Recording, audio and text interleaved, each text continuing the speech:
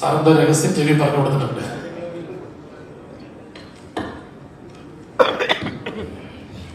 എല്ലാവർക്കും നമസ്കാരം. Very happy new year.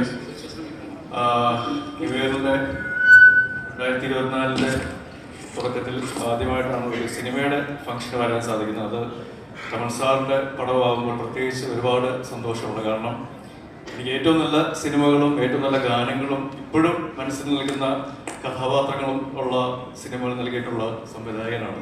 അപ്പോൾ ആ ഒരു സന്തോഷം ഈ വേദി തന്നെ പങ്കിടുകയാണ്.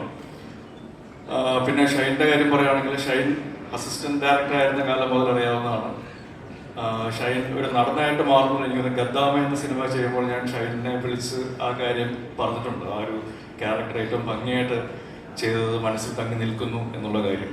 അപ്പോൾ ഷൈൻ്റെ വളർച്ചയും അത് 100ാമത്തെ സിനിമയായിട്ട് വന്ന് നിൽക്കുമ്പോൾ 10-27 കൊല്ലമായിട്ട് ഞാൻ എൻ്റെ 103ാമത്തെ സിനിമ ആയിട്ടുള്ളൂ എന്നുള്ളതാണ് സംഭവം. അപ്പോൾ സെക്കൻഡ് വേഴ്സിന് പുള്ളി എൻ്റെ സീനിയറായിട്ട് മാറും, അതും സന്തോഷമുള്ള കാര്യമാണ്.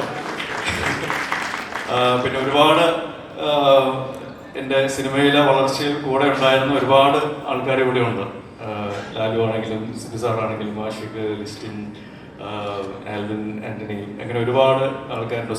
സുഖേട്ടനുണ്ടോ ഇവിടെ? ഹലോ മാൻ. സുഖേട്ടൻ, ഹരീഷ്, അങ്ങനെ കമൽ സാറിൻ്റെ അസിസ്റ്റൻസ് ആയിട്ടും അസോസിയേറ്റ്സ് ആയിട്ടും വന്ന ആൾക്കാർ, അവരുടെ കൂടെ അവർ സ്വതന്ത്ര സംവിധായകരായപ്പോൾ അവരുടെ കൂടെ സിനിമകൾ അഭിനയിക്കാൻ സാധിച്ചു. അവരും ഒരുപാട് അവിസ്മരണീയമായ സിനിമകളും കഥാപാത്രങ്ങളും നൽകി. അങ്ങനെ ശരിക്കും പറഞ്ഞാൽ എനിക്ക് ആ ഒരു സന്തോഷവും നന്ദിയും പറയാനുള്ള ഒരു വേദിയായിട്ട് ഞാൻ വിവേകാനന്ദ വയർലാൽ എന്നുള്ള ഈ വേദി ഉപയോഗിക്കുകയാണ്. ഒരുപാട് സന്തോഷം.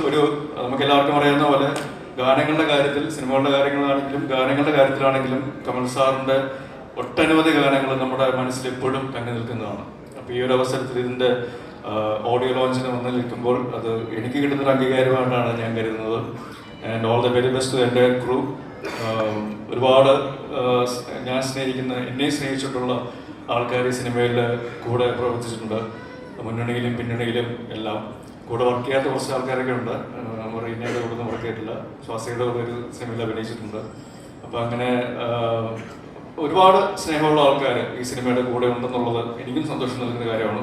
So all the very best. ഈ സിനിമയുടെ പേര് പറയുന്ന പോലെ തന്നെ ഇത് തിയേറ്ററുകളിൽ, ഓഡിയൻസിന്റെ ഹൃദയങ്ങളിൽ വൈറലാവട്ടെ എന്ന് ആത്മാർത്ഥമായിട്ട് ആശംസിക്കുകയാണ്, പ്രാർത്ഥിക്കുന്നു. All the very best. Thank you.